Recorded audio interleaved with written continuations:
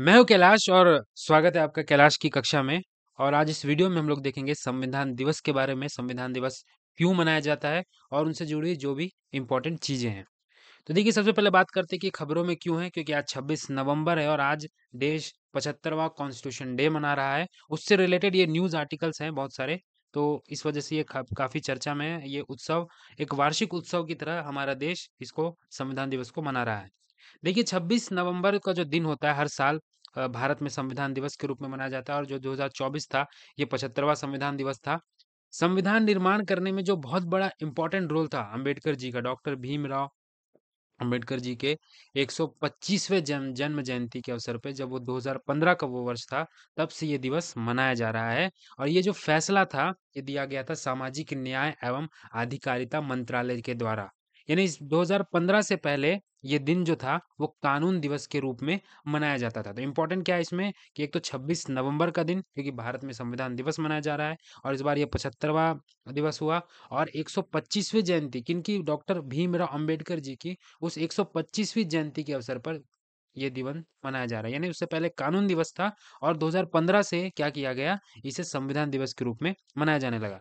अब देखिए, संविधान आखिर क्या है। देखिए, संविधान वैसे तो अपने आप में बहुत बड़ा है, लेकिन अगर हम इसे संक्षेप में समझें तो संविधान जो है वो एक लिखित दस्तावेज है, यानी कि रिटन डॉक्यूमेंट है, जिसमें कई सारे नियम हैं और जिसके नियम के अनुसार सरकार का संचालन होता है। यानी एक लिखित दस्तावेज है जिसमें नियम है और उस नियमों के अनुसार सरकार का क्या होता है, संचालन होता है। किसी भी देश की जो पॉलिटिकल व्यवस्था है उसका एक बेसिक स्ट्रक्चर डिसाइड करता है संविधान। साथ ही क्या है कि राज्य की जो विधायिका है, या राज्य से मतलब देश से है, यहाँ पे राज्य मतलब यूपी बिहार या छत्तीसगढ़ नहीं है। ठीक है, तो जो विधायिका है यानी लेजिस्लेटिव है, कार्यपालिका एग्जीक्यूटिव है, और जो न्यायपालिका यानी जुडिशरी है, उसकी स्थापना करता है, उनको पावर्स प्रोवाइड करता है और उनकी रिस्पॉन्सिबिलिटी के बारे में बताता है कि तुम्हारी जो कहाँ तक तुम्हारी दायित्व है उसका सीमांकन कर रहा है, कि न्यायपालिका का शक्ति यहाँ तक है, कार्यपालिका का यहाँ तक है और विधायिका का यहाँ तक है। इस तरीके से वो सीमांकन करने का काम संविधान करता है। तो ये हमने देखा संविधान का डेफिनेशन। अब देखते हैं संविधान में हम जब भी बात करते हैं तो एक आता है प्रस्तावना, जिसे इंग्लिश में कहते हैं प्रियम्बल और उद्देशिका भी कहा जाता है। ये क्या होता है? देखिए, जो संविधान के जो भी आदर्श हैं, जो भी उद्देश्य है और जो सरकार का स्वरूप है, इससे संबंधित जो भी प्रावधान होगा और संविधान के लागू होने की जो तिथि है, इसका एक संक्षेप में उल्लेख किया गया है। किसमें? प्रस्तावना में, संविधान की प्रियम्बल में किया गया है। इसे उद्देश्य प्रस्ताव के नाम से भी जानते हैं या उद्देशिका भी कहते हैं। माफ करिएगा, उद्देश्य प्रस्ताव नहीं, उद्देशिका के नाम से भी संबोधित किया जाता है। क्यों? क्योंकि 13 दिसंबर 1946 को जब संविधान सभा में ये जब प्रस्तुत किया गया था, तो उद्देश्य प्रस्ताव के नाम से प्रस्तुत किया गया था, इसलिए कई जगह पर उद्देशिका भी ये लिखा होता है। तो ये वो संविधान की उद्देशिका है। इसमें क्या कह रहे हैं कि देखिए, 1976 में जब 42वां संविधान संशोधन हुआ था, तब उसमें 3 शब्द जोड़े गए थे: समाजवादी, पंथ निरपेक्ष और अखंडता। ये 3 शब्द को शामिल किया गया था। ये वो जो प्रियम्बल है, जो प्रस्तावना है, या हम कहें उद्देशिका है, ये वो उद्देशिका है। As a Indian citizen, as a competitive exam के जो एस्पिरेंट है, उसके होने के नाते भी हमें ये उद्देशिका जो है वो कंठस्थ होना चाहिए, हमें याद होना चाहिए। देखिए, इससे सवाल भी कई बार एग्जाम में बनते हैं, इवन यूपीएससी जैसे एग्जाम के में भी यहाँ से सवाल बनते हैं। क्या कह रहा है उद्देशिका, उसको देखते हैं। लिख रहा है कि हम भारत के लोग, यानी हम, हमारे बारे में बात की जा रही है, सिटीजन्स के बारे में बात किया जाए कि हम भारत के लोग भारत को बनाने के लिए, क्या बनाने के लिए, भारत को क्या बनाना है? बनाना ये 4 चीजें: संपूर्ण प्रभुत्व संपन्न, समाजवादी, पंथ निरपेक्ष और लोकतंत्रात्मक गणराज्य। यानी हम भारत के लोग भारत को संपूर्ण प्रभुत्व संपन्न, समाजवादी, पंथ निरपेक्ष और लोकतंत्रात्मक गणराज्य बनाने के लिए, तथा उनके समस्त नागरिकों को, यानी हम, हमारी बात की जा रही है, हमारे नागरिकों, समस्त सभी नागरिकों को क्या दिया गया है? न्याय दिया गया है, स्वतंत्रता दी गई है और समता दी गई, यानी इक्वलिटी दी गई है। न्याय किस प्रकार का न्याय? सामाजिक न्याय, आर्थिक न्याय, राजनीतिक न्याय। ये न्याय, 3 तरह के न्याय दी गई है। स्वतंत्रता कितने तरह की दी गई है? विचार की स्वतंत्रता दी गई है, अभिव्यक्ति की स्वतंत्रता दी गई है, विश्वास की स्वतंत्रता दी गई है, धर्म और उपासना की स्वतंत्रता दी गई है। समानता, प्रतिष्ठा की समानता दी गई है, अवसर की समानता दी गई है। मतलब ये न्याय, स्वतंत्रता और समता, ठीक है, ये 3 चीजें हो गई, प्राप्त कराने के लिए, तथा उन सब में व्यक्ति की गरिमा और राष्ट्र की एकता और अखंडता, यानी व्यक्ति की गरिमा की भी बात की जा रही है और राष्ट्र की एकता और अखंडता की भी बात की जा रही है। ये दोनों चीजों को सुनिश्चित करने वाली बंधुता को बढ़ाने के लिए दृढ़ संकल्प होकर अपनी इस संविधान सभा में आज तारीख 26 नवंबर 1949 को, यानी जब संविधान सभा में 26 नवंबर 1949 को ये जब प्रस्तावना रखा गया था, तब की बात की जा रही है कि तब से दृढ़ संकल्पित होकर हम अपनी संविधान सभा में इतनी इतनी तारीख से, यानी 26 नवंबर 1949 से, हिंदी कैलेंडर के अनुसार भी जो समय होगा वो भी इसमें दर्शाया गया है। क्या है? मार्ग शीर्ष शुक्ल सप्तमी संवत 2006 विक्रमी को एतद द्वारा इस संविधान को अंगीकृत, अधिनियमित और आत्मसमर्पित करते हैं। ये कहता है संविधान का उद्देश्य का। इसमें इंपॉर्टेंट चीजें क्या हैं? वही मैंने बताया सबसे पहले कि संपूर्ण प्रभुत्व संपन्न, समाजवादी, पंथ निरपेक्ष और लोकतंत्रात्मक गणराज्य। यानी जब मूल संविधान जब आया था तब ये तीन शब्द नहीं थे, समाजवादी, पंथ निरपेक्ष और अखंडता। जब कॉन्स्टिट्यूशन में अमेंडमेंट हुआ 1976 का वो समय, और जब वो 42वां क्रम का जो संविधान संशोधन था, तब उसमें ये तीन शब्दों को जोड़ा गया, समाजवादी, पंथ निरपेक्ष और अखंडता। तो यहाँ देख सकते हो वो समाजवादी, पंथ निरपेक्ष और ये अखंडता शब्द को इसमें जोड़ा गया है। आगे बढ़ते हैं।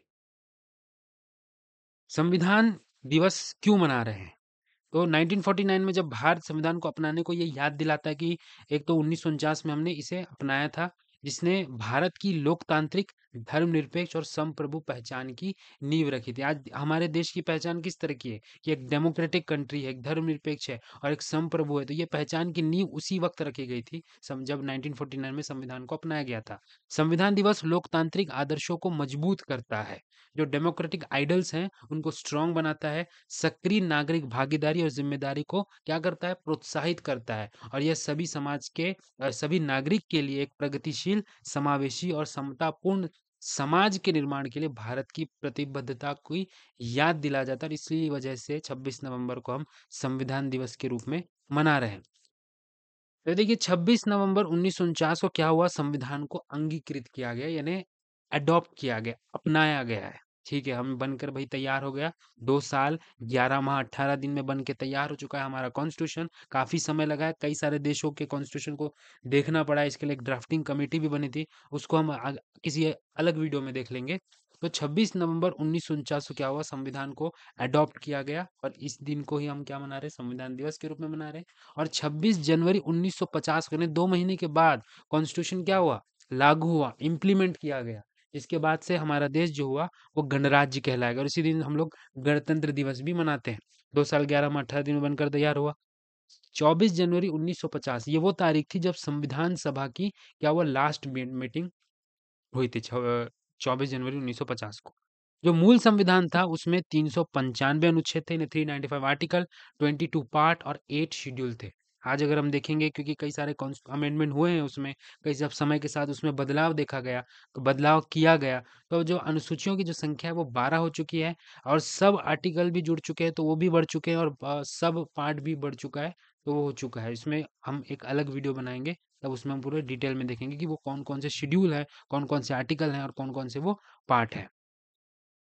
अब देखिए सवाल ये उठता है कि जब 26 नवंबर 1949 को संविधान अंगीकृत किया गया, तो 1950 यानी 26 जनवरी 1950 ये 2 महीना क्यों लग गया? 2 महीना किन कारणों की वजह से, उनको हम लोग देखेंगे। दरअसल 26 जनवरी 1930 को कांग्रेस ने देश की पूर्ण आजादी या पूर्ण स्वराज का नारा दिया था। 29 29 दिसंबर 1929 में कांग्रेस का जो है इंडियन नेशनल कांग्रेस, उनका हर साल का एक एनुअल सेशन होता था और वो इस बार लाहौर में हुआ था 1929 में। और उस वक्त के जो अध्यक्ष थे वो थे पंडित जवाहरलाल नेहरू, उनको अध्यक्ष बनाया जाता है। उनकी अध्यक्षता में ये लाहौर सेशन होता है और इस दिन क्या करते हैं? पूर्ण स्वराज की मांग कर देते हैं, वो डिसाइड कर देते हैं और साथ ही वो एक डिसीजन लेते हैं कि उस मीटिंग में कि जनवरी का जो आखिरी रविवार होगा वो हम मनाएंगे पूर्ण स्वराज दिवस के रूप में या देश के एक तरीके से स्वतंत्रता दिवस के रूप में। और वो जो तारीख आ रही थी वो तारीख थी 26 जनवरी 1930। ये वो तारीख थी जब ये डिसाइड किया गया कि इस दिन से हम लोग पूर्ण स्वराज की मांग रखे हैं और स्वतंत्रता दिवस यहाँ से मनाएंगे। तो देश को आज़ादी मिल जाती है 1947 में, लॉर्ड माउंट बैटन के कारण। काफी पहले ही मिल गया, वो समय आ नहीं पाया।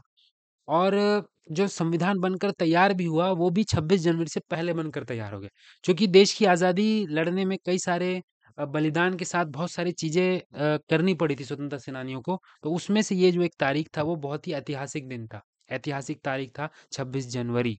तो क्या करते हैं कि जब देखते हैं कि संविधान बन के तैयार हो गया है, 2 साल 11 माह 18 दिन में 26 नवंबर तक, तो 26 नवंबर को वो बोले कि ठीक है हम इसको अडॉप्ट कर लेते हैं, लेकिन जो अप्लाई जब इसके जो भी चीज़ें हैं संविधान में बताई गई हैं, उनको इम्प्लीमेंट करने के लिए हम 2 महीना इंक्रीज़ करेंगे, क्योंकि 2 महीने बाद, क्योंकि वो तारीख ऐतिहासिक है। 26 जनवरी 1930 को पूर्ण स्वराज की इस मांग को सार्वजनिक किया गया और इस दिन पंडित नेहरू ने लाहौर में रावी नदी के किनारे तिरंगा झंडा लहराया था। एक तरीके से स्वतंत्रता दिवस मनाया गया था पहले ही। अंग्रेज़ों ने ऑफ़िशियली आज़ादी नहीं दी है, लेकिन उसके उससे पहले ही जो स्वतंत्रता सेनानी थे उस वक़्त के, वो उन्होंने डिसाइड कर लिया कि हम आज़ाद हो चुके हैं, और वो 26 जनवरी वो दिन था।